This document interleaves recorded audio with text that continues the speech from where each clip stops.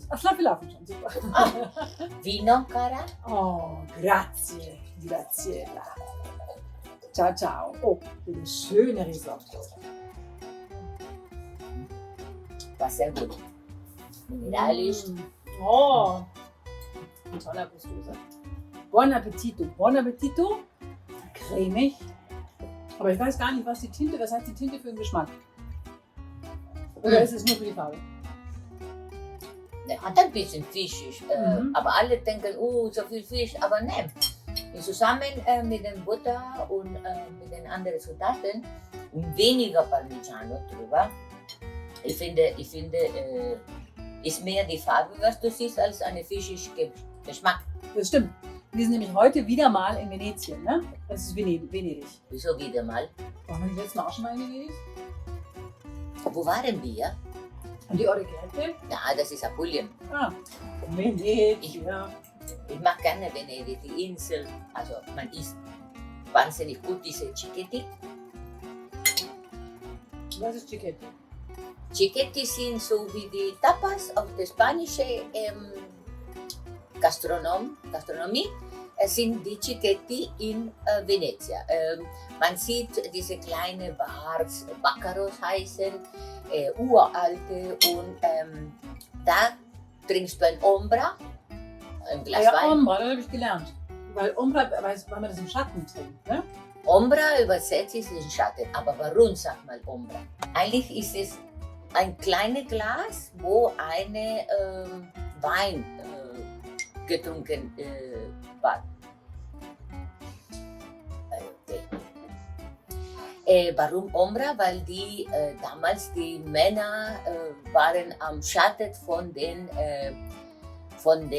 Piazza San Marco Touren und unter den Schatten haben diese Wein getrunken, weil es so heiß war. Man denkt, dass die Sprütze war, wenn die Soldaten aus Österreich waren, in der Region, in Veneto, und haben so ein Psst von dieser Soda-Flasche reingetan, was wäre eine Schorle heute in Deutschland.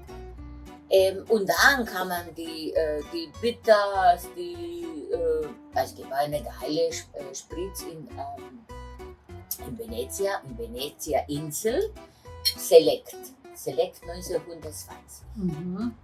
Nächstes Mal, wenn wir weiter trinken und essen, dann gehen wir so ein Aperitivo und eine Spritz. Willst du wissen, was du jetzt isst?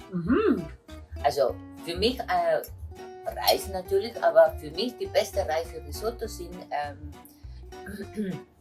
Vialone Nano oder Carnaroli. Heute haben wir Carnaroli. Carnaroli oder Vialone Nano könnte man cremoso am Ende machen und bleiben immer diese Kiki, diese Körnchen intakt. Eine Risotto zu machen ist nicht aufwendig. Du brauchst Zwiebel, gehackte Zwiebel, Brühe, Brodo, heiß und immer heiß, nicht lauwarm, sondern immer heiß. Ich lasse immer weiter daneben kochen. Eine gute Wein und man sagt immer, Wein und Essen aus der gleichen Region kannst du nicht falsch machen. Deine Zunge ist schon schwarz. Oh, meine noch nicht. Interessanter für euch ist mit Fragole, mit Erdbeeren. Das stimmt, Fragole. Das heißt, du machst ein Risotto mit Erdbeeren.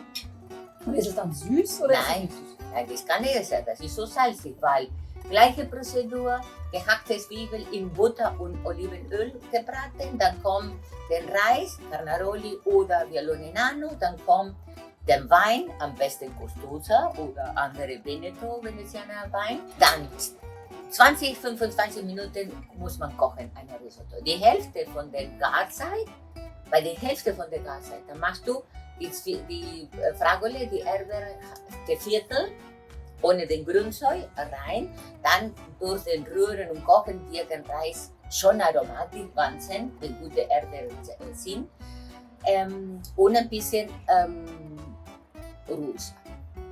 Ein bisschen rosa. Ja. Und dann 5 Minuten vor, dann kommt die andere Hand von geviertelten Erdbeeren und Parmigiano und Butter. Aber vielleicht verraten wir die nächstes Mal.